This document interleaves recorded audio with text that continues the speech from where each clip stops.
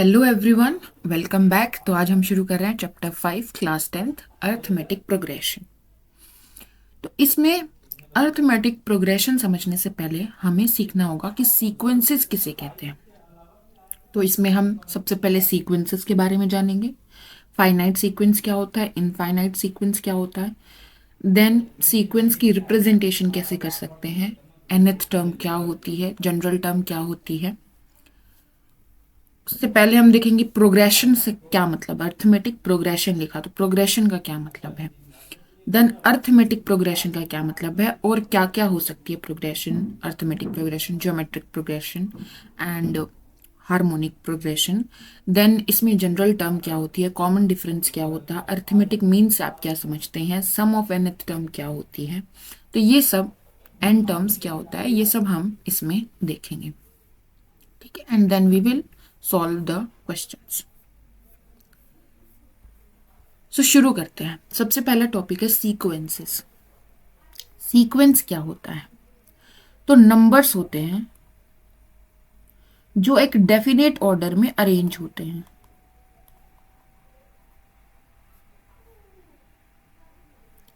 So numbers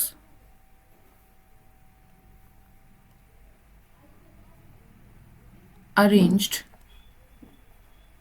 in definite order. क्या मतलब हुआ? And follow a definite rule.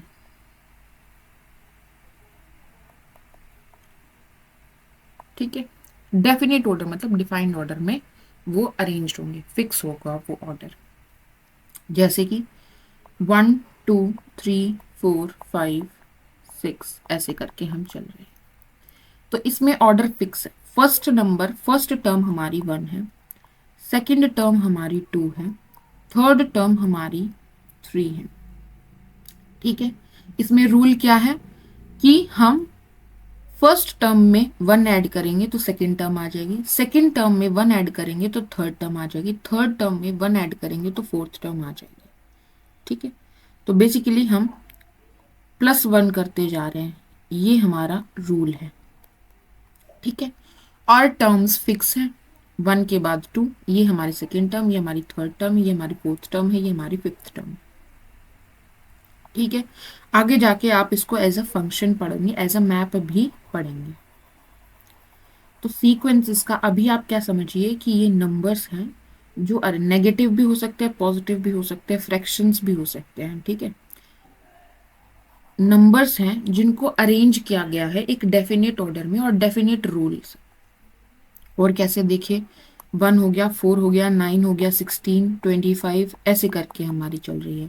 तो इसमें फर्स्ट टर्म 1 है, सेकेंड टर्म 4 है, थर्ड टर्म 9 है, फोर्थ टर्म 16 है। A1 1 है, A2 4 है, A3 9 है। तो हम ये क्या कर रहे हैं, A हमारा वेरिएबल, ये हमारा दिखाता है कौन सी टर्म है, फर्स्ट टर्म है, सेकेंड टर्म है, थर्ड टर्म है। ठीक है, और इसमें क्या फॉलो कर रहे हैं हम रूल, ये हो गया हमारा 1 का स्क्वायर, ये सेकेंड टर्म है तो ये हो गया हमारा 2 का स्क्वायर, ये थर्ड टर्म है, ये हो गया हमारा 3 का स्क्वायर, फोर्थ टर्म है तो वो क्या हो जाएगा 4 का स्क्वायर, फिफ्थ टर्म है तो वो क्या हो जाएगा 5 का स्क्वायर। अगर आपको 10th टर्म चाहिए तो आपको क्या करना पड़ेगा 10 का स्क्वायर। तो बेसिकली इसमें an में क्या लिख सकती हूँ, nth टर्म क्या होगी n स्क्वायर, ये हमारी जनरल टर्म हो गई इसकी। ठीक है, तो सीक्वेंस क्या है समझ आया। इसमें अगर आपने ऑर्डर चेंज कर दिया तो सीक्वेंस चेंज हो जाएगी। ठीक है, अच्छा, अब इसमें हम क्या देख रहे हैं कि ये दो तरह की हो सकती है, तो फाइनाइट सीक्वेंस हो सकती है या इनफाइनाइट सीक्वेंस हो सकती है।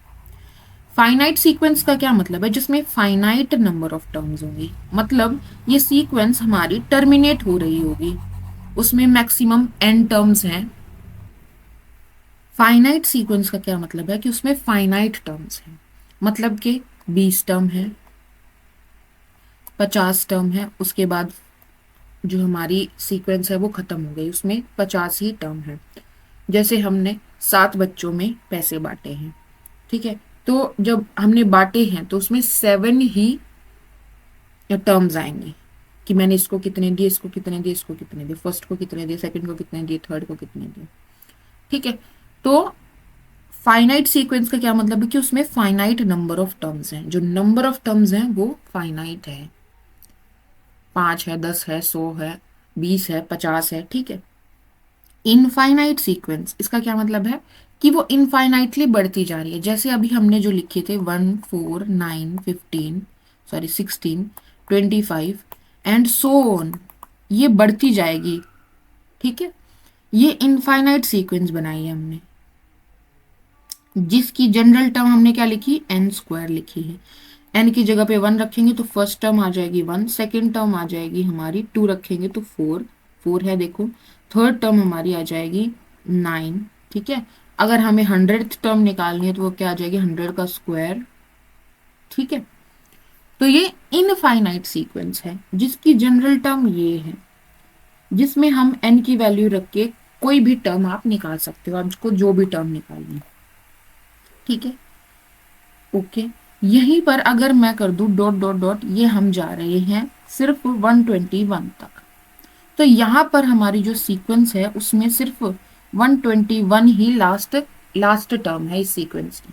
ठीक है, 121 किसका स्क्वायर होता है, 11 का स्क्वायर होता है, तो इस सीक्वेंस में सिर्फ 11 टर्म्स हैं। ठीक है, तो ये एक फाइनाइट सीक्वेंस बन गई। समझ आया इनफाइनाइट और फाइनाइट में डिफरेंस। फाइनाइट में हम जो टर्म्स होंगे, हमें जो टर्म्स दे रखे होंगे वो गिन सकते हैं, फाइनाइट होंगे। इनफाइनाइट में वो इनफाइनाइटली बढ़ती जा रही है, वो सीक्वेंस बढ़ रही है या घट रही है, जो भी रूल फॉलो कर रही है, लेकिन उसमें इनफाइनाइट टर्म्स होंगे, उनको आप गिन नहीं पाएंगे। ठीक है, अच्छा, सीक्वेंस रिप्रेजेंटेशन कैसे कैसे कर सकते हैं।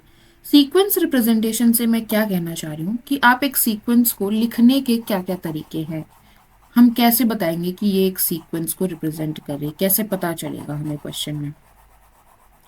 तो दो तरीके से पता चल सकता है, एक तो आपको डायरेक्ट जैसे हम अभी लिख रहे थे 1 2 3 4 ऐसे करके दे दे, 1 है, सेकेंड टर्म 2 है, थर्ड टर्म 3 है, फोर्थ टर्म 4 है एंड सो ऑन। तो एक तो ये रिप्रेजेंटेशन है कि ये एक सीक्वेंस है जिसमें ऑर्डर भी डिफाइन है, मतलब डेफिनेट ऑर्डर है, और रूल क्या फॉलो हो रहा है, +1 का। ठीक है, एक तो ये रिप्रेजेंटेशन है। दूसरी रिप्रेजेंटेशन क्या है कि हम उसका जनरल टर्म लिखें। जनरल टर्म का क्या मतलब है, ए एन, कि मुझे अगर nth टर्म निकालनी है तो इससे हम कैसे बता सकते हैं, तो वो n है। ए की जगह आप 1 रखोगे तो फर्स्ट टर्म आनी चाहिए, फर्स्ट टर्म क्या है, n रख रहा है मतलब 1 ही है। सेकेंड टर्म क्या है, यहाँ पर n की जगह 2 रखेंगे तो 2 है, तो देखो 2 ही है। थर्ड टर्म क्या है हमारी, यहाँ पर n की जगह 3 रखेंगे तो 3 है। इसके हिसाब से अगर चलें तो फर्स्ट टर्म ये आई, सेकेंड ये आई, थर्ड ये आई, तो ये यही सीक्वेंस बन रही है ना, देखो। तो ऐसे भी लिख के दे सकता है कि ए एन जो है वो n है, क्या फिर क्या देखे उसने लिख के दे दिया, ए एन जो है वो n+1 है, n+3 है, तो इससे भी आप सीक्वेंस बना सकते हो। तो 1 क्या हो जाएगी, फर्स्ट टर्म क्या हो जाएगी, n की जगह 1 रखेंगे तो 4, सेकेंड टर्म क्या हो जाएगी, n की जगह 2 रखेंगे तो 5, थर्ड टर्म क्या हो जाएगी, n की जगह 3 रखेंगे तो 6। तो ये सीक्वेंस क्या बन गई, 4 5 6 एंड सो ऑन। तो डेफिनेट रूल क्या फॉलो हो रहा है, +1, और फर्स्ट टर्म क्या है, 4। ठीक है, तो समझ आई क्या मतलब है, इसकी पहली टर्म 4 है और फिर उसके बाद हम 4 5 6 7 ऐसे आगे बढ़ रहे हैं। तो एक सीक्वेंस को लिखने के दो तरीके हमने सीखे, एक तो डायरेक्टली आपको ऐसे टर्म्स लिख के दे रहा है, दूसरा उसकी जनरल टर्म दे रहा है, ए एन की फॉर्म में दे रहा है, जहां से आप एन की वैल्यू रख के उसकी टर्म्स निकाल सकते हैं, किसकी सीक्वेंस की टर्म्स निकाल सकते हैं। ठीक है, आगे आप देखोगे कि सीक्वेंस को हम इस जनरल टर्म ए एन से ही रिप्रेजेंट करते हैं। कैसे रिप्रेजेंट करते हैं, कर्ली ब्रेसेस में ए एन लिखेंगे। ठीक है, या फिर कई जगह ऐसे लिखा होता है, तो ये हमारी एक सीक्वेंस को दिखाता है। क्लियर है, सीक्वेंस कैसे लिखी हुई दिखेगी आपको, कैसे पता चलेगा कि एक सीक्वेंस रिप्रेजेंट कर रही है। अब आगे बढ़ते हैं, नेक्स्ट टॉपिक है हमारा प्रोग्रेशन। प्रोग्रेशन में क्या है, सीक्वेंस में क्या था कि एक डेफिनेट ऑर्डर है और डेफिनेट रूल फॉलो हो रहा है। प्रोग्रेशन क्या कर रहा है कि प्रोग्रेशन का मतलब है कि एक पैटर्न फॉलो हो रहा है। देखो सीक्वेंसेस में वन, वन में मैंने वन ऐड किया, टू बन गया, टू में मैंने टू ऐड किया, टू ऐड किया तो ये बन गया फोर, फिर मैंने थ्री ऐड किया तो ये बन गया सेवन, फिर मैंने फोर ऐड किया तो ये बन गया 11। So this is also a sequence. इसकी फर्स्ट टर्म वन है, सेकेंड टर्म टू है, थर्ड टर्म फोर है, फोर्थ टर्म सेवन है, और इसमें हम रूल क्या करें, प्लस वन करें, फिर plus two, plus three, plus four, plus five, plus six, तो ये एक सीक्वेंस बनेगी। ठीक है, तो सीक्वेंसेस बहुत ब्रॉड कॉन्सेप्ट हो गया। अब प्रोग्रेशन में क्या हो गया, एक पैटर्न फॉलो हो रहा है। जैसे एक टाइप का प्रोग्रेशन है अर्थमेटिक प्रोग्रेशन। इसमें क्या होता है, एडिशन होता है, एक कॉमन नंबर ऐड होता है। ठीक है, जैसे अभी हमने देखा वन ऐड किया था, फिर टू ऐड किया था, तो जो हम नंबर ऐड कर रहे थे वो हमारा चेंज हो गया था उसमें। लेकिन अर्थमेटिक प्रोग्रेशन क्या कहता है, सबसे पहली जो टर्म है उसको हम ए से रिप्रेजेंट करते हैं, फर्स्ट टर्म को। ठीक है, उसके बाद एक कॉमन डिफरेंस टर्म आती है इसमें, कॉमन डिफरेंस, जिसको हम डी से रिप्रेजेंट करते हैं।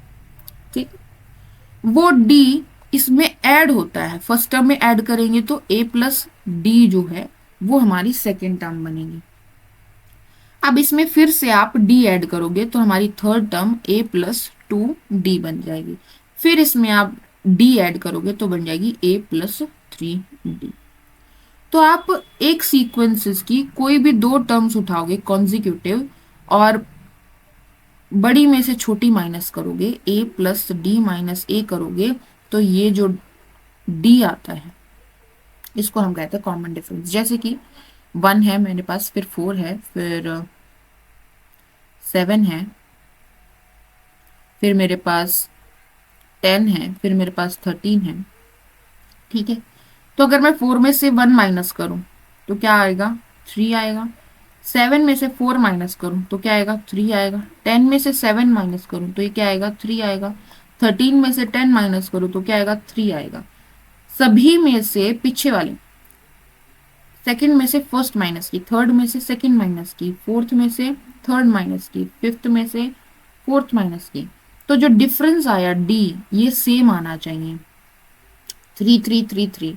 ऐसी सीक्वेंसेस को हम अर्थमेटिक प्रोग्रेशन कहते हैं। ये सीक्वेंस है नो डाउट, इसमें एक डेफिनेट ऑर्डर है और डेफिनेट रूल फॉलो हो रहा है। और सीक्वेंसेस में भी ये कौन सी टाइप की सीक्वेंस है, अर्थमेटिक प्रोग्रेशन है। क्या पैटर्न फॉलो हो रहा है, फर्स्ट टर्म यहाँ पर ए है, और उसके बाद एक कॉमन डिफरेंस डी की वैल्यू इसमें क्या है, थ्री है।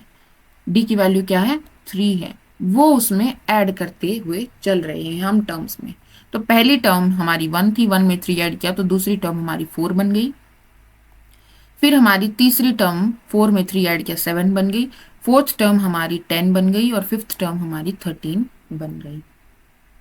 ठीक है, समझ आया। तो अर्थमेटिक प्रोग्रेशन में एडिशन होता है, और जो ऐड होता है वो एक सेम डिजिट ऐड होती है, सेम नंबर ऐड होगा ईच स्टेप पे। ठीक है, तो ऐसी सीक्वेंसेस को हम अरिथमेटिक प्रोग्रेशन बोलते हैं। तो अगर आपसे कोई सीक्वेंस दी है, आपको कोई सीक्वेंस दी है और आपसे पूछ रहा है कि ये एपी है या नहीं, तो आपको क्या चेक करना है, आपको यही चेक करना है कि उसमें जो कॉमन डिफरेंस है, जो आप सेकेंड टर्म से फर्स्ट टर्म माइनस करोगे, थर्ड टर्म से सेकेंड टर्म माइनस करोगे, तो जो माइनस करके आएगा वो डी होना चाहिए, सेम होना चाहिए। ठीक है, कॉमन होना चाहिए, कॉमन डिफरेंस। ठीक है, अच्छा अब इसी से अगर हम डिराइव करना चाहें कुछ, तो हमें क्या दिया, देखो जो फर्स्ट टर्म है उसको हम रिप्रेजेंट करते हैं ए से। फर्स्ट टर्म, आगे जो भी फॉर्मूलाज होंगे उनमें फर्स्ट टर्म को ए से रिप्रेजेंट करेंगे और कॉमन डिफरेंस को हम डी से रिप्रेजेंट करेंगे। फर्स्ट टर्म को आप A1 भी लिख सकते हो ना, एज ए नोटेशन। अब हमें पूछ रहा है कि जनरल टर्म क्या होगी किसी भी एपी की, यानी कि nth टर्म अगर हमें फॉर्मूला लिखना है, nth टर्म का फॉर्मूला लिखना है, तो वो क्या बनेगा। तो देखो फर्स्ट टर्म अगर a है तो सेकेंड टर्म क्या बनेगी, a प्लस डी बन गई, इसमें d ऐड हो गया। थर्ड टर्म क्या बनेगी, इसमें डी ऐड होगा तो a प्लस 2d बन जाएगी। फोर्थ टर्म क्या बनेगी, a प्लस 3d बन जाएगी, इसमें d ऐड हो गया। फिर हमारी a प्लस 4d बन जाएगा, फिर a प्लस 5d बन जाएगा। तो हमारी सेकेंड टर्म क्या बनी, a प्लस डी बनी। थर्ड टर्म क्या बनी, a प्लस 2d बनी। ये सेकेंड टर्म है, ये थर्ड टर्म है। तो जो d का कोएफिशिएंट है ये 2 - 1 है। यहाँ पर 3 - 1 2 है। ये हमारी फोर्थ टर्म है, तो ये 4 - 1 3 है। ये फिफ्थ टर्म है, तो 5 - 1 4 है। ठीक है, तो nth टर्म क्या बनेगी, इसकी nth टर्म बनेगी a प्लस n - 1d। ये फॉर्मूला इंपॉर्टेंट है, ये आपको याद रखना है।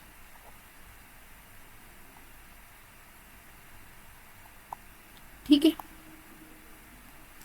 nth टर्म ऑफ AP क्या होती है, an से रिप्रेजेंट करते हैं nth टर्म। n की अलग अलग वैल्यू रख के आप अलग अलग वैल्यू निकाल सकते हो। 16th टर्म अगर पूछ ले तो आप a 16 रखोगे, a प्लस 16 - 1 यानी 15d। अगर आपसे 20th टर्म की बात कर रहा है यानी a की जगह n की जगह 20 रखोगे तो ये बन जाएगा a प्लस 19d। ठीक है, तो ये हो गई हमारी general term in an AP। Arithmetic progression की शॉर्ट फॉर्म में हम AP लिखते हैं। ठीक है, क्लियर है। यहाँ पर n क्या है, कौन सी टर्म की बात कर रहे हैं, an क्या रिप्रेजेंट कर रही है, वो टर्म क्या आएगी an। ठीक है, a हमारी फर्स्ट टर्म है, d हमारी कॉमन डिफरेंस है। कॉमन डिफरेंस कैसे निकालेंगे, अगर हमें कोई सीक्वेंस दी है, जैसे कि दोबारा से हम कोई सीक्वेंस लिखते हैं, 1 से नहीं शुरू करते हैं। हमें सीक्वेंस दी है 4 8 12 16 20 एंड सो ऑन। ठीक है, तो यहां से आपको निकालना है कि इसकी फर्स्ट टर्म क्या है, इसकी फर्स्ट टर्म 4 है। कॉमन डिफरेंस क्या है, तो कॉमन डिफरेंस निकालने का क्या तरीका, 8 - 4 4 बनेगा, 12 - 8 4 बनेगा, 16 - 12 4 बनेगा। तो कॉमन डिफरेंस क्या बन गया, 4। अगर ये पूछ ले कि इसकी 11th टर्म क्या होगी, तो इसकी 11th टर्म क्या होगी, यहाँ पर रखिए n की जगह 11, a प्लस 11 - 1 यानी 10d। अब a की वैल्यू रखिए क्या है 4, d की वैल्यू क्या है 4। ठीक है, तो ये बन जाएगी 4 + 40 यानी कि 44। तो इस सीक्वेंस की जिसकी फर्स्ट टर्म 4 है और d हम निकाल पा रहे हैं, कॉमन डिफरेंस हम निकाल पा रहे हैं जो कि हमारा 4 आ रहा है, तो यानी कि ये एक AP है। तो इस AP की जो nth टर्म है यानी जो इसकी 11th टर्म है वो क्या बन रही है, हमारी 44 बनेगी। ठीक है, अब कोई एक ऐसा एग्जाम्पल देख लीजिए जो अर्थमेटिक AP ना हो, अर्थमेटिक प्रोग्रेशन ना हो। तो जैसे 1 2 5 7 देन 9। ठीक है, तो इसमें यहां से यहां गए तो 1 ऐड हुआ है ना, यहां से यहां गए तो यहाँ पर 3 ऐड हुआ, यहां से यहां गए तो 2 ऐड हुआ, यहां से यहां गए तो 2 ऐड हुआ। तो सेम नंबर ऐड नहीं हो रहा है, तो ये एक AP नहीं है। ठीक है, अच्छा, अब इन्हीं की हेल्प से हम एक डिफाइन करते हैं अर्थमेटिक मीन। अर्थमेटिक मीन क्या होता है, तो सपोज A B और C जो है वो AP में है यानी कि अर्थमेटिक प्रोग्रेशन में है। इसका मतलब क्या हुआ कि B - A करेंगे और C - A करेंगे तो वो सेम होगा। इसमें से इस टर्म को माइनस करूंगा तो जो D आएगा डिफरेंस, और इसमें से ये माइनस करूंगे तो भी D आएगा। और हमें बोला कि AP में है तो ये D क्या होना चाहिए, बराबर होना चाहिए। तो B - A जो C - B के बराबर होना चाहिए, सॉरी C - B। ठीक है, तो यहां से आप क्या कीजिए, B को इस तरफ ले आइए और A को इस तरफ, यानी कि B + B = A + C हो गया। तो 2B किसके बराबर हो गया, A + C के बराबर हो गया। तो B किसके बराबर हो गया, A + C/2 के हो गया। ये है जो जब हम दो टर्म्स को ऐड करके और दो टर्म्स ऐड की हैं तो 2 से डिवाइड किया है, तो ये क्या हो गया, मीन हो गया। मीन किसका, ए और सी का। ठीक है, तो बी जो है वो क्या बन गया, ए और सी का मीन बन गया। तो जब ए बी सी तीन टर्म्स हैं जो एपी में हैं, कॉन्जिक्यूटिव टर्म्स जो एपी में हैं, तो जो बीच वाली टर्म होती है, मीन तो बन गया, यहां से हमने देख लिया, लेकिन यहां पर कैसे बना, अर्थमेटिक प्रोग्रेशन में था इसलिए बी मीन बना, तो हम इसको क्या बोलते हैं, अर्थमेटिक मीन बोलते हैं। ठीक है, अर्थमेटिक मीन में सम इंक्लूडेड है, ए प्लस सी बाय 2 है। ठीक है, आगे आप जो जब जीपी पढ़ोगे तो ज्योमेट्रिक मीन करोगे और वहां पर प्रोडक्ट इन्वॉल्व होगा। ठीक है, अर्थमेटिक मीन था, ये हमारी अर्थमेटिक प्रोग्रेशन में थी, तो ये हमारा अर्थमेटिक मीन बना ए प्लस सी बाय 2। ठीक है, ये हम स्टेटिस्टिक्स में भी देखते हैं, मीन मीडियन मोड वाला, मीन वाला। ठीक है ना, तो अर्थमेटिक मीन का क्या मतलब हुआ कि अगर कोई बोल रहा है कि 2 is the arithmetic mean of 3 and 1, तो इसका क्या मतलब है कि 3 plus 1 by 2 is equals to 2। ठीक है, या फिर अगर आपसे बोल दे कि 3 नहीं दे रखा, ए दे रखा है और आपको ए की वैल्यू निकालनी है, गिवन क्या है कि 2 is the arithmetic mean of A and 1। ठीक है, तो वही फॉर्मूला, ए और 1 का ये अर्थमेटिक मीन, इसका मतलब ए प्लस 1 बाय 2 किसके बराबर है, 2 के बराबर है, तो ए प्लस 1 किसके बराबर हो जाएगा, 4 के बराबर हो जाएगा, तो ये किसके बराबर हो जाएगा, 3 के बराबर हो जाएगा। तो ऐसी वैल्यू निकालने के क्वेश्चंस भी हैं आपके सिलेबस में। ठीक है, और आगे देखेंगे कि अर्थमेटिक मीन कहाँ कहाँ यूज कर सकते हैं। नेक्स्ट हमारा आता है सम ऑफ एन टर्म्स। अच्छा, एपी बन गई हमारे पास, उसकी कोई भी टर्म अगर हमसे पूछ रहे हैं, हमें ए पता होना चाहिए और कॉमन डिफरेंस डी पता होना चाहिए, हम कोई सी भी टर्म निकाल सकते हैं उस सीक्वेंस की। अब आपसे बोल रहा है कि sum of N terms of an AP, अगर हमारे पास एपी गिवन है जैसे 1 3 5 7 9 11, ये हमारी एक एपी है, 1 2 3 4 5 6 टर्म्स हैं इसमें। ठीक है, एंड ये एपी में है या नहीं ये चेक करने के लिए हम क्या करेंगे, 3 माइनस 1 क्या आ रहा है 2, 5 माइनस 3 क्या आ रहा है 2, 7 माइनस 5 क्या आ रहा है 2, 9 माइनस 7 2, 11 माइनस 9 2, सेम आ रहा है, तो डी हमारा क्या बन गया 2, ए हमारा बन गया 1।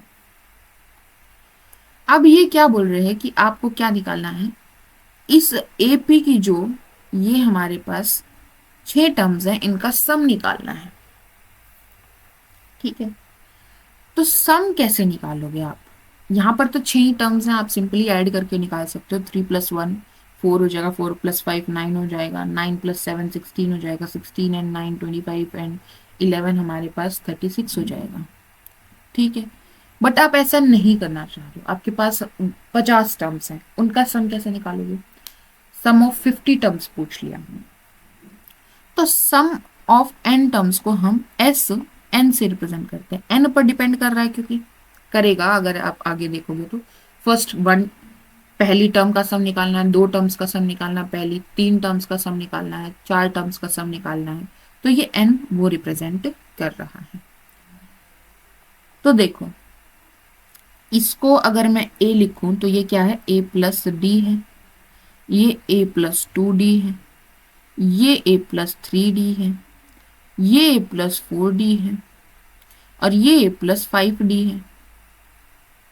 ठीक है, मुझे इन सारी टर्म्स का सम चाहिए,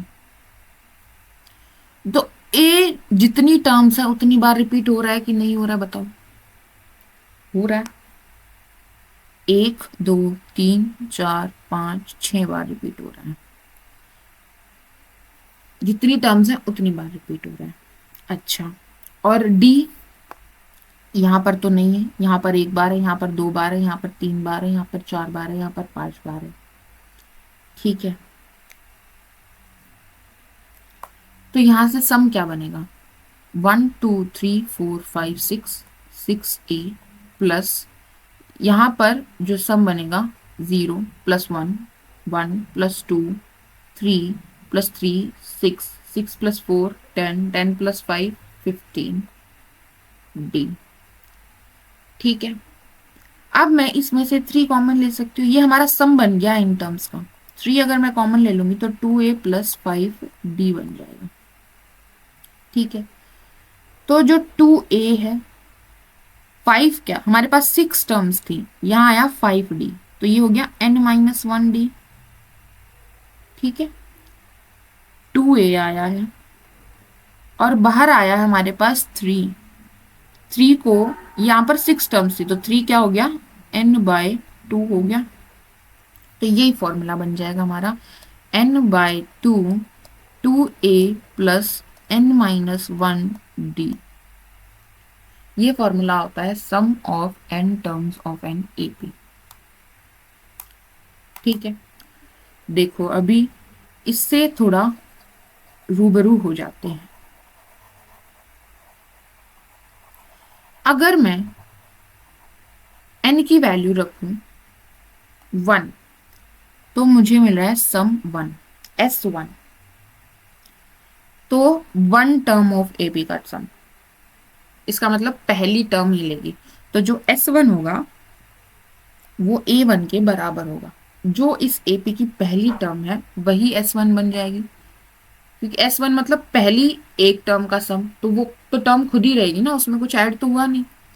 तो S1 क्या बनेगा यहाँ से, अगर मैं n की वैल्यू 1 रख रही हूँ तो 1/2 2a प्लस, ये हमारी first term, 2a plus n की वैल्यू 1, तो 1 - 1 0, तो ये 0 हो गया। तो ये क्या बन गया, 2a/2 यानी कि a। तो आपने क्या ऑब्जर्व किया, जो फर्स्ट टर्म है वही हमारा S1 बन जाता है। तो अगर आपसे सीक्वेंस दे, अर्थमेटिक प्रोग्रेशन दे, एपी दे और आपसे फर्स्ट टर्म पूछ रहा है तो आप बता सकते हैं। लेकिन अगर आपसे फॉर्मूला लिख के दे दे कि Sn जो है वो हमारा 4n+2 बन रहा है, जरूरी नहीं है ये बने, तो यहाँ पर अगर आप S1 लिखेंगे तो वो क्या बनेगा, 4 + 2 यानी 6, तो यही हमारी फर्स्ट टर्म बन जाएगी। ठीक है, अगर Sn लिख के दे रहा है तो उससे आप फर्स्ट टर्म कैसे निकाल सकते हो, Sn की वैल्यू 1 रख के आप फर्स्ट टर्म निकाल सकते हो। ठीक है, सेकेंड टर्म जो होगी वो क्या बनेगी, n की जगह 2 रखेंगे, सॉरी S2 जो है वो क्या बनेगा, 2 टर्म्स का सम, पहली 2 टर्म्स का सम। तो पहली टर्म a होती है एपी में, दूसरी टर्म a + d होती है, तीसरी टर्म a + 2d होती है। ठीक है, तो S2 क्या बनेगा, 2 टर्म्स का सम अगली, यानी कि a1 + a2 बनेगा। अगर हम ऐसे लिखे तो यानी कि क्या बनेगा, a + d बनेगा, यानी कि क्या बनेगा, 2a + d बनेगा। अब इस फॉर्मूले से देखते हैं, अगर मैं n की जगह 2 रखूं तो 2/2 क्या हो जाएगा, 1 हो जाएगा। 2a + n की जगह 2 रखूंगी तो 2 - 1 1 हो जाएगा d। तो देखो यही आ रहा है ना। ठीक है, अब अगर आपको सेकेंड टर्म निकालनी है, ये आया हमारा S2, ये आया हमारा S1, आपको अगर सेकेंड टर्म निकालनी है तो वो आप कैसे निकाल सकते हैं, तो अगर हम S2 में से S1 माइनस कर दें, तो S2 क्या था, पहली 2 टर्म्स का सम, यानी a1 + a2 था, और S1 क्या था, पहली टर्म, तो यहाँ पर क्या बन गया, a2 बन गया। तो S2 में से अगर S1 माइनस कर देंगे तो हमारे पास a2 आ जाएगा। ऐसे ही अगर आप S3 लिखे तो S3 क्या बनेगा, a1 + a2 + a3 बनेगा। ठीक है, यानी कि a1 हो गया a, a2 हो गया a + d, a3 हो गया a + 2d, तो ये बन गया 3a + 3d। ठीक है, और फॉर्मूले में अगर हम रखें तो वहां पर भी क्या बनेगा, यहां पर 3 रखेंगे तो 3/2, ठीक है, इंटू 2a + n-1, 3 - 1 यानी 2, 2a + 2d, क्या बन गया, 2a + 2 डी। ये 2 है, ये 2 कैंसिल हो जाएंगे दोनों, 2 कॉमन लेके, तो क्या बन जाएगा 3a प्लस 3d बन गया। तो फॉर्मूला करेक्ट चल रहा है हमारा। अच्छा, अब यहां से आप बताइए, S3 आया A1 plus A2 plus A3, और S2 क्या था A1 प्लस A2। तो जो A3 अगर हम निकालना चाहें, थर्ड टर्म अगर हम निकालना चाहें, वो तो क्या बन जाएगी S3 माइनस S2। ठीक है, तो अगर आपको Sn दिया है, मतलब सम ऑफ n टर्म्स दिया है क्वेश्चन में, और आपसे पूछ रहा है कि सीक्वेंस निकालिए कि सीक्वेंस क्या बनेगी, तो आप क्या करेंगे, S1 निकालेंगे, वो A1 के बराबर हो जाएगा। फिर S2 निकालेंगे, फिर S2 माइनस S1 निकालेंगे, वो हमारा A2 के बराबर हो जाएगा। S3 माइनस S2 निकालेंगे, वो A3 दे देगा। S4 माइनस S3 निकालेंगे तो वो हमारा A4 दे देगा। ऐसे करके आप सीक्वेंस की टर्म्स निकाल सकते हैं। क्लियर है ये बात? ठीक है, अब हम ये कुछ क्वेश्चंस करते हैं। ठीक है, हमें A दिया है, किसी में हमें D दिया है, किसी में हमें N दिया है, AN दिया है, SN निकालना है। ठीक है, जो ब्लैंक्स हैं ये हमें फिल करने हैं। तो फर्स्ट क्वेश्चन में देखो,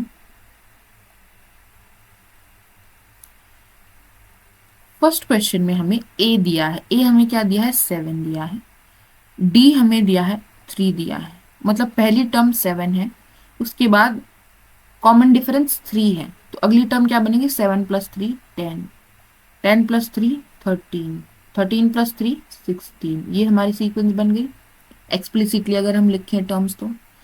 फिर इसने बोला कि N8, तो आपको AN यानी कि A8 निकालना है, A8 निकालना, एट्थ टर्म क्या होगी इस सीक्वेंस की वो निकालनी है। तो AN का फॉर्मूला हम क्या बताए थे, A plus N minus 1D बताए थे।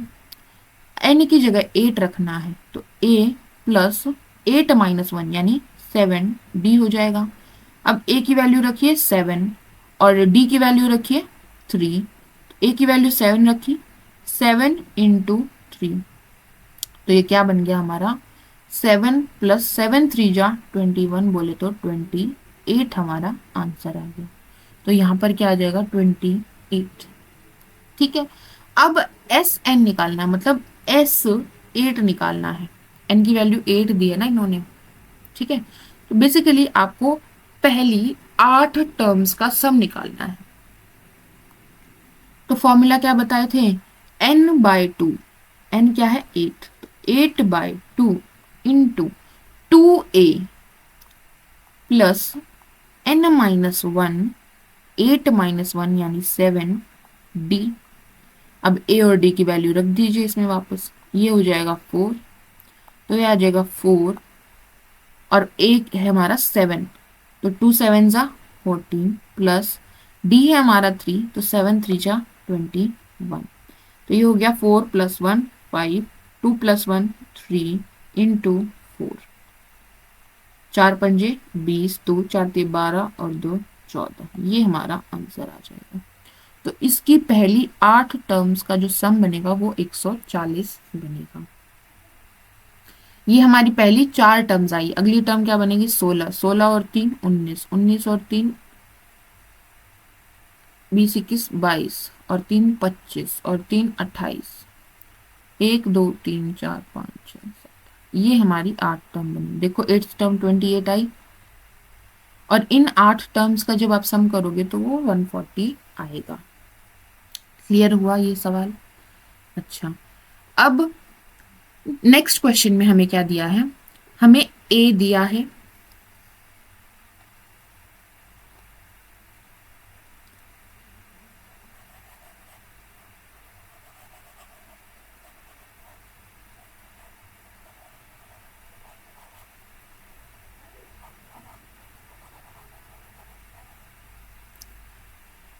A हमें दिया है -18,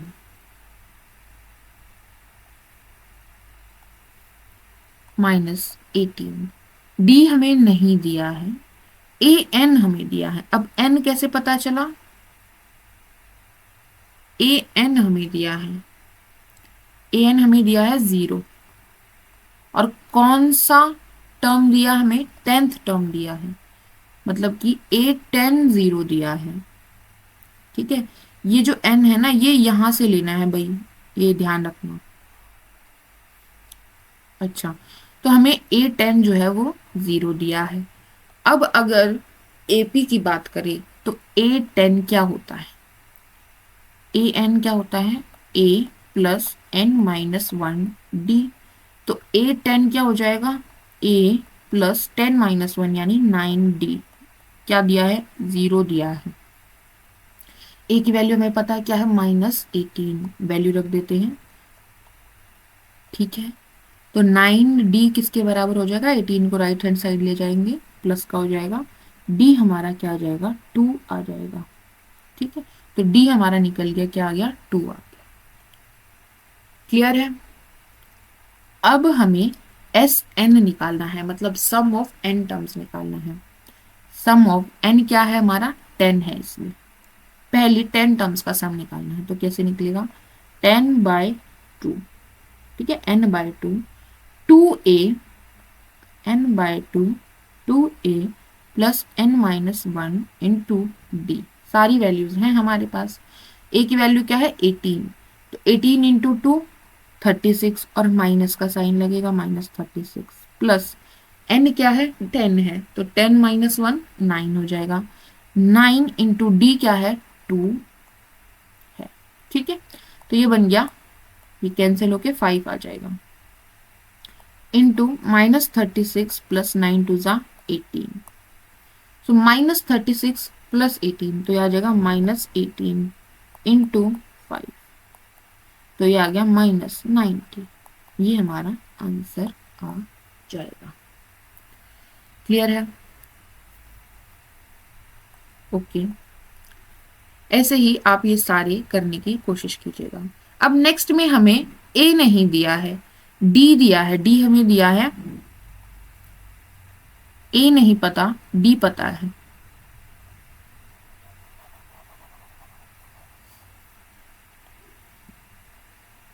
डी हमें दिया है -3, ठीक है, और हमें एन दिया है 18, और 18th टर्म हमें दे दी है -5 है।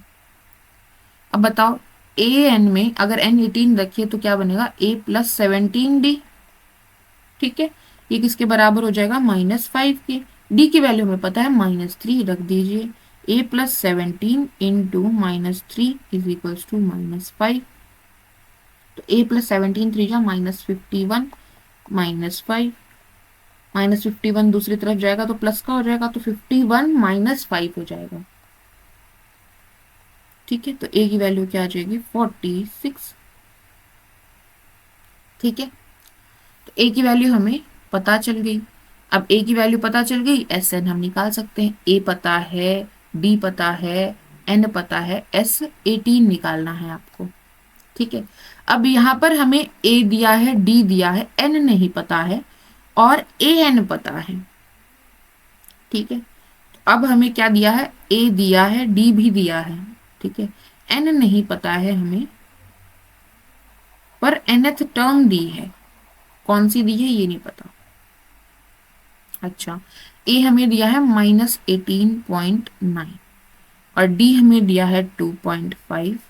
ठीक है, और ए एन हमें एन नहीं पता है, तो ए एन हमें दिया है 3.6 दिया है। तो ये फॉर्मूला होता है ए एन का। ए की वैल्यू रखेंगे तो -18.9 प्लस एन नहीं पता है, n-1 इंटू डी हमें पता है 2.5। ठीक है, तो यहां से n की वैल्यू निकालेंगे, इसको इस तरफ लेके आएंगे तो प्लस हो जाएगा, तो 18.9 plus 3.6 is equals to 2.5 n minus 2.5। ये मल्टीप्लाई कर दिया हमने, एक बार इससे एक बार इससे। ठीक है, तो ये बन गया 9 और 6 15, 8 और 3 11 और 1 12, ये आ गया 22.5। ये 2.5 भी इधर आके क्या हो जाएगा, प्लस का हो जाएगा। ठीक है, तो यहां से आ गया हमारा 25, 2.5 n। तो 25/2.5 इज इक्वल्स टू n। तो यहां से हमारा आ गया 10, मतलब कि 3.6 इसकी 10th टर्म है। ठीक है, क्लियर है। तो अब आप S10 निकाल सकते हो। A पता है, D पता है, N पता है। क्लियर है। अब हमें दिया है A दिया है 3.5 और D दिया है 0 और N दिया है 105। अच्छा, D0 दिया है, इसका क्या मतलब है? D क्या होता है? वो नंबर जो हम ऐड करते हैं A में। ठीक है, A हमें दिया है 3.5, D0 दिया है, ये N का फॉर्मूला है। अच्छा, तो पहली टर्म तो 3.5 है, फिर इसमें 0 जोड़ेंगे तो दूसरी टर्म भी 3.5 है, फिर 0 जोड़ेंगे तो तीसरी टर्म भी 3.5 है। तो इस ये जो सीक्वेंस बनेगी, ये जो एपी बनेगी, इसकी सारी टर्म्स 3.5 ही है। तो 105वीं टर्म भी क्या बनेगी? 3.5 ही बनेगी। ये एक कांस्टेंट सीक्वेंस है, इनको क्या बोलते हैं? कांस्टेंट सीक्वेंस, जिसकी सारी टर्म्स बराबर होती हैं, एक कांस्टेंट होती है। ठीक है, अब इसका SN आप निकाल सकते हो, S105 आप निकाल सकते हो। A की वैल्यू पता है, D की वैल्यू पता है, N की वैल्यू पता है। क्लियर है ये सवाल? अब क्या होता है, एक सवाल आपसे पूछते हैं कि आपको ये बताना है, आपको टर्म दी है कि मान लीजिए 105 दी है, क्या ये हमारी गिवन AP की कोई टर्म है या नहीं है? ठीक है, जैसे 1 2 3, नहीं ये तो सेम ही हो गया, एक एक का ही डिफरेंस का तो बनी जाएगी। 1 3 5 7 9 11। ठीक है, ये हमारी एक एपी है। डिफरेंस क्या आ रहा है? 2 आ रहा है, कॉमन डिफरेंस 2 है, फर्स्ट टर्म 1 है। ठीक है, वैसे देखे तो इसमें क्या आ रही है, सारी ओड पॉजिटिव इंटीजर्स हमने इकट्ठे किए, अरेंज किए हैं।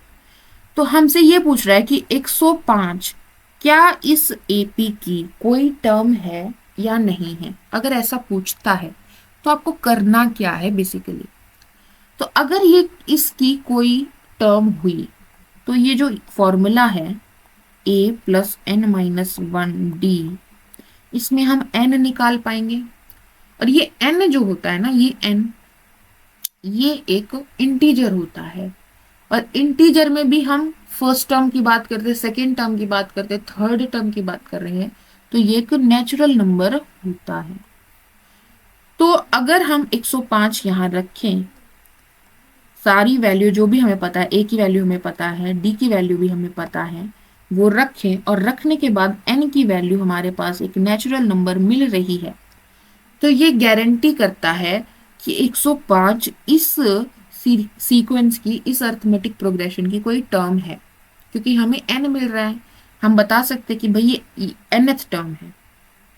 ठीक है, लेकिन अगर n हमें नेचुरल नंबर ना मिलके कोई फ्रैक्शन मिल रहा है, कोई फ्रैक्शन मिल रहा है, तो हम क्या कहेंगे कि ये टर्म इस एपी में नहीं आ रही है, इस एपी की टर्म नहीं हो सकता ये नंबर।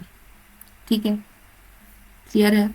अब देखो यहाँ पर 105 लिया है, 105 में से 1 घटाएंगे तो 104 हो जाएगा, बराबर ये मल्टीप्लाई कर लेंगे अंदर तो 2n-2 हो जाएगा, 2 इधर आएगा तो ये 106 हो जाएगा, और n की वैल्यू क्या आ जाएगी, 106 को 2 से डिवाइड करेंगे तो 53 आ जाएगी। तो n की वैल्यू हमारे पास एक नंबर आ रही है। ठीक है, तो इस एपी की ये 53rd टर्म है। लेकिन अगर यहीं पर मुझे 53/2 मिल जाता तो इस एपी की ये टर्म नहीं बनती, क्योंकि n की वैल्यू फ्रैक्शन नहीं हो सकती, पॉइंट में नहीं हो सकती, वो एक नेचुरल नंबर होगा।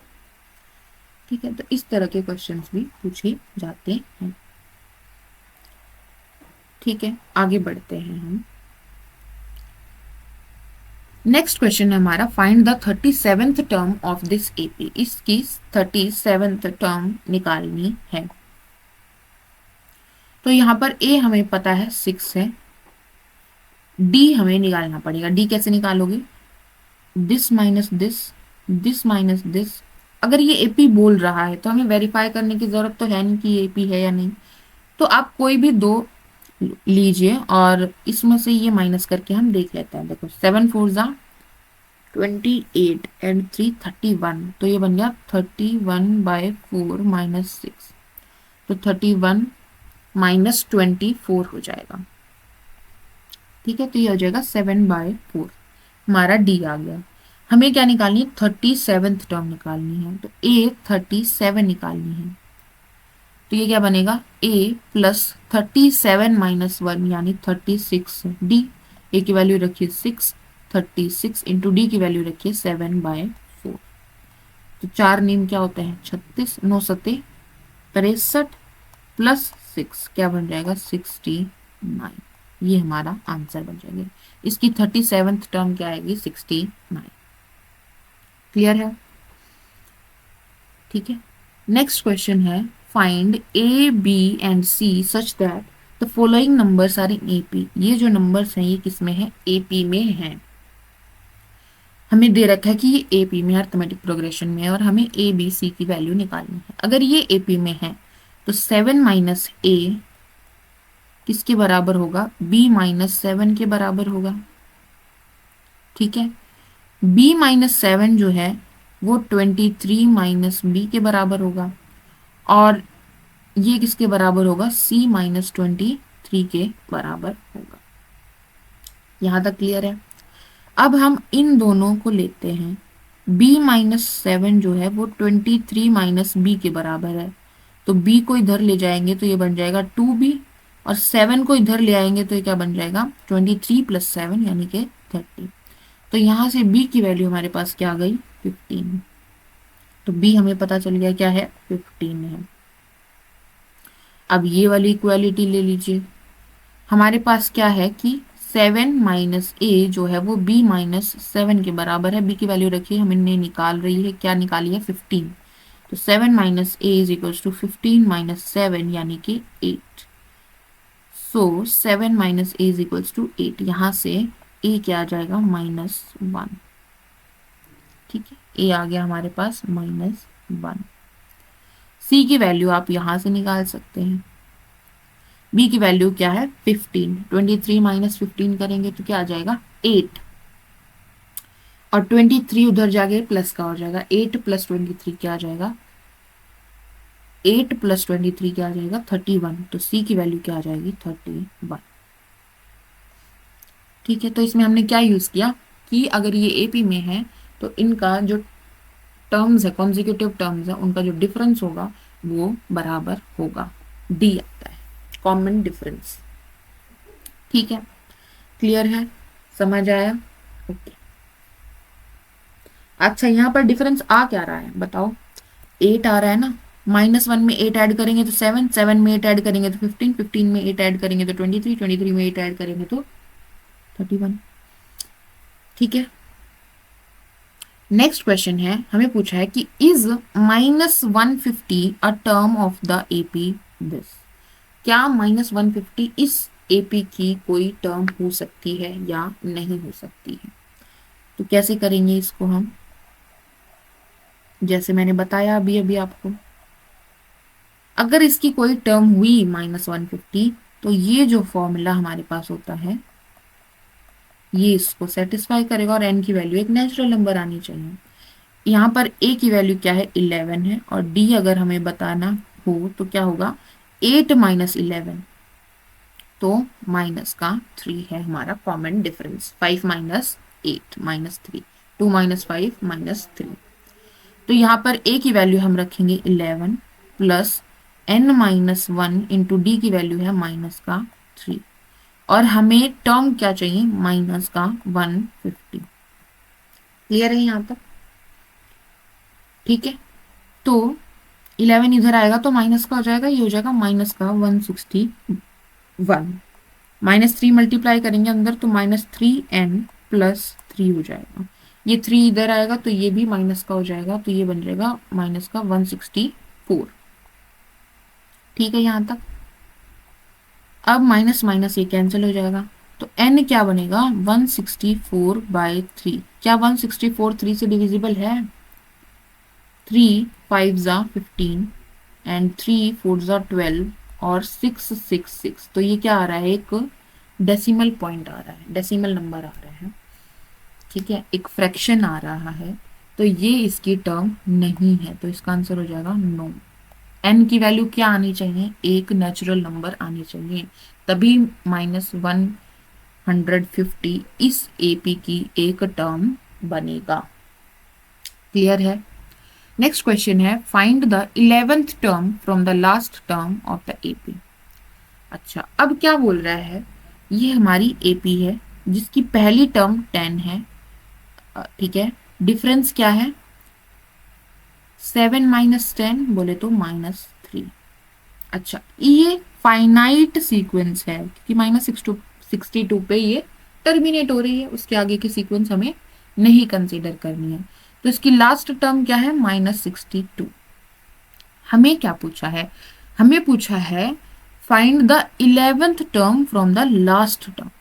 इस एपी की आखिरी टर्म से, मतलब -62 से 11th टर्म निकालनी है। तो देखो, जैसे ये हमारी 2 4 6 8 10 थी, हमसे अगर बोल रहा है कि इसकी लास्ट टर्म से थर्ड टर्म निकालनी है, तो कैसे निकालोगे? इसकी लास्ट टर्म क्या है, 10, जो कि इस सीक्वेंस की पांचवी टर्म है, फिफ्थ टर्म है। इससे मुझे थर्ड टर्म निकालनी है, तो पहली दूसरी तीसरी, ये हमारी लास्ट थर्ड टर्म है। ठीक है, ये हमारी लास्ट थर्ड टर्म है, यही पूछा ना। ठीक है, तो कैसे निकाल सकते हैं आप, इस जो सीक्वेंस थी इसको उल्टा कर दो, 10 8 6 4 2। इस सीक्वेंस में हमारी जो फर्स्ट टर्म थी वो 2 थी और हमारा कॉमन डिफरेंस 2 था, 2 2 ऐड हो रहा था। तो इसमें हमारी फर्स्ट टर्म 10 बन गई, जो यहाँ पर लास्ट टर्म थी वो फर्स्ट टर्म बन गई, और कॉमन डिफरेंस यहाँ पर क्या बन गया, -2। जो यहाँ पर 2 था -2 हो गया। तो जो ओरिजिनल में कॉमन डिफरेंस होगा उसका माइनस जो है वो हमारी, जब हम सीक्वेंस को उल्टा कर देंगे तो उसका कॉमन डिफरेंस जो बनेगा उसमें क्या रिलेशन होगा, माइनस का। ठीक है, माइनस टाइम्स होगा। तो अभी लास्ट टर्म हमारी जो है वो -62 है, इससे मुझे 11th टर्म ढूंढनी है। ठीक है, तो अगर मैं इस सीक्वेंस को उल्टा कर दूंगी तो 11th टर्म क्या बन जाएगी, सॉरी लास्ट टर्म क्या बन जाएगी, फर्स्ट टर्म बन जाएगी। तो जो नई सीक्वेंस होगी उसकी फर्स्ट टर्म हमारी -62 बनेगी, और डिफरेंस क्या बनेगा, इसका -3 है तो इसका क्या बन जाएगा, 3 बन जाएगा।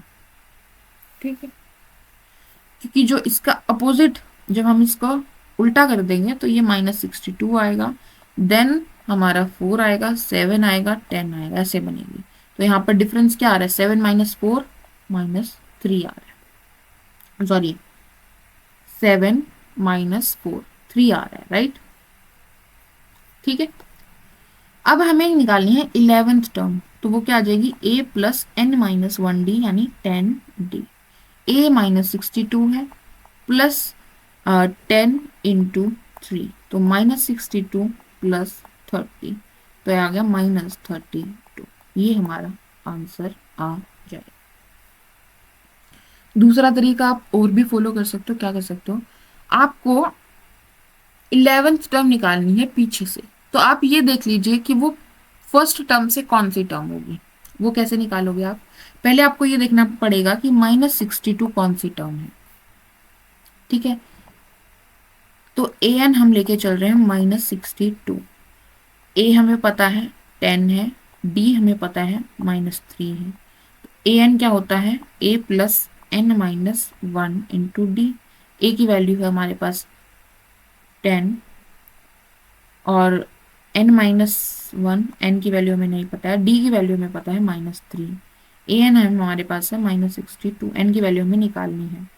तो 10 इधर आएगा तो -72 हो जाएगा, इज इक्वल्स टू ये आ जाएगा -3n + 3, 3 इधर आएगा, ये भी माइनस का हो जाएगा, -75 हो जाएगा। तो माइनस माइनस कैंसिल हो जाएगा, तो n की वैल्यू क्या आ जाएगी 25। इसका मतलब ये जो -62 है ये 25वीं टर्म है। ठीक है, हमें पीछे से 11वीं टर्म चाहिए, 11th टर्म चाहिए। तो वो पहले से कौन सी टर्म होगी? 25 - 11 क्या आ जाएगा? 10 इसके पीछे होंगे, ये आ जाएगा 5 - 1 4, 2 - 1 1 + 1, यानी कि 15th टर्म आपको निकालनी होगी। ठीक है, तो 15th टर्म निकालनी है, तो इसका मतलब कि आपको A15 निकालना है, यानी A + 14D। A की वैल्यू आपके पास है 10 और D की वैल्यू आपके पास है -13, सॉरी -3, तो 14 × -3, तो ये आ गया 10 - 14 3 = 42, तो ये आ गया हमारे पास -32। सेम है। ठीक है, तो दो तरीके हैं इसको करने के। कैसे किया? एक तो हम क्या कर सकते हैं कि पहले हमने निकाला कि -62 कौन सी टर्म है, हमने देखा कि 25th टर्म आई। हमें क्या निकालना था? इससे 11th टर्म निकालनी थी। तो हमने देखा कि जो पीछे से 11th टर्म है वो स्टार्टिंग से कौन सी वाली टर्म बनेगी। तो हमने क्या किया, 25 - 11, पीछे से 11th टर्म है, तो इसके इधर कितनी टर्म होंगी? 10 टर्म होंगी, और इसके इधर कितनी टर्म होंगी वो हमें निकालना है, और टोटल टर्म कितनी है? 25 है। ठीक है, तो 25 में से अगर मैं 11 माइनस करूंगी तो ये आ जाएगा, ये कितनी है? तो ये आई थी 14, लेकिन 14 टर्म तो इसके लेफ्ट हैंड साइड में है, ये तो 15th टर्म बनी। ठीक है ना, तो हमारी आई कि ये वाली जो टर्म है, जो लास्ट से 11th टर्म है, वो स्टार्टिंग से 15th टर्म है। अगर वो स्टार्टिंग से 15th टर्म है तो हमें A15 निकालना है, यानी A + 14D निकालना है। A और D यहाँ पर फिर हम क्या लेके चल रहे हैं, जो हमारी ओरिजिनल सीक्वेंस में जो A और D है वही हम लेके चल रहे हैं इस पूरे मेथड में। ठीक है, तो हमने A15 टर्म निकाली जो कि -32 आई। अब अगर आप ऐसा नहीं करना चाहते हैं, ठीक है, तो आप दूसरा मेथड क्या लगा सकते हो कि आपके पास जो गिवन सीक्वेंस थी उसको उल्टा कर लीजिए। उल्टा करेंगे तो हमारी जो लास्ट टर्म थी वो हमारी क्या बन जाएगी? फर्स्ट टर्म बन जाएगी, और जो डी था यहाँ पर -3 था उसका भी उल्टा हो जाएगा, 3 बन जाएगा। ये हमारे नए आ जाएंगे जिनको हम आप डैश से रिप्रेजेंट कर सकते हो। आपको क्या निकालनी है? 11th टर्म निकालनी है, तो आप डायरेक्टली यहाँ पर 11th टर्म निकाल देंगे using this as A first term and this as the common difference D। ठीक है, यहाँ से भी आप -32 निकाल सकते हैं। तो ये दोनों तरीके ध्यान रखिएगा, जो आपको उचित लगे वो आप यूज कर सकते हैं। नेक्स्ट है find the number of odd integers between 2 and 100 divisible by 3। 2 से लेकर 100 के बीच में 3 से भाग होने वाले ओड इंटीजर्स ढूंढने हैं। ठीक है, तो अगर हम बात करें 2 से 100 के बीच में, पहला ओड इंटीजर जो 3 से डिविजिबल है वो क्या आएगा? 3 खुद आ जाएगा। ओड है, हाँ जी है। 3 से डिविजिबल है, हाँ है। दूसरा क्या आएगा? 9 आ जाएगा, 3 से डिविजिबल है, ओड है। तीसरा क्या आएगा? 15 आ जाएगा, फिर हमारा 21 आ जाएगा, एंड सो ऑन। ठीक है, लास्ट क्या आएगा? 100 से पहले 99 जो है वो 3 से डिविजिबल है और एक ओड इंटीजर है। तो ये हमारे बन गए। हमें क्या पूछा है?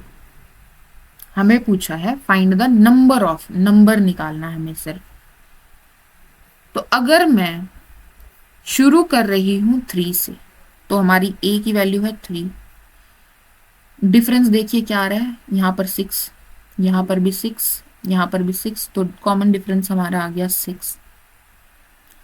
मुझे निकालना है कि 3 से शुरू हुए हम 3, 9, 15, 21 ऐसे इसी पैटर्न में हमें 99 तक जाना है और हमें काउंट करना है कि कितनी टर्म्स बनेंगी। तो अगर हम ये निकाल लें कि 99 इस सीक्वेंस की कौन सी टर्म है, n की वैल्यू, तो हमें पता चल जाएगी कितनी टर्म है। तो ए एन हम लेके चलेंगे 99 और A N is equals to A plus N minus 1 D का फॉर्मूला लगा के एन निकाल लेंगे तो हमें पता चल जाएगा कि कितनी टर्म्स बनेंगी। तो यहाँ पर 99 इज इक्वल्स टू ए यानी 3 प्लस एन माइनस 1 इंटू 6, तो ये बन जाएगा 3 plus 6n minus 6 is equals to 99। तो ये आ जाएगा -3 plus 6n is equals to 99। ठीक है, ये बन जाएगा 99 plus 3 is equals to 6n। तो 9 और 3 102 आ गया। तो n की वैल्यू क्या आ गई हमारे पास, ठीक लिखा है ना मैंने?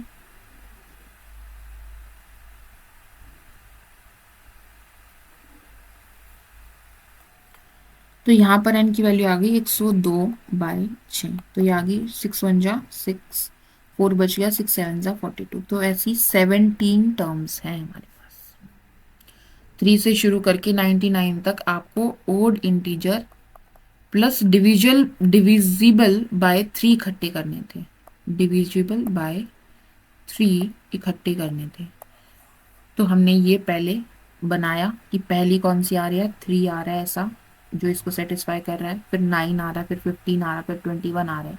फिर हमने इसमें पैटर्न ऑब्जर्व किया कि ये एक एपी बन रही है या नहीं बन रही है। एपी बन रही है। फिर उसके बाद हमने चेक किया कि लास्ट टर्म कौन सी है 100 से पहले, 100 भी 100 से पहले। तो 99 बन रही थी, तो 99 हमारी nth टर्म बन गई। अब ये कौन सी वाली टर्म है, ये हमें पता चला कि ये 17th टर्म है। तो 3 से शुरू हुए, ये A1 है, A2 है, A3 है, A4 है, अब तो हम A17 तक जा रहे हैं। तो 2 से 100 के बीच में इस कंडीशन को सेटिस्फाई करने वाले कितने इंटीजर हमें मिल रहे हैं, 17 इंटीजर हमें मिल रहे हैं। तो ये आंसर हो जाएगा। क्लियर है? आगे के क्वेश्चन हम नेक्स्ट क्लास में करेंगे। ठीक है, गुड बाय।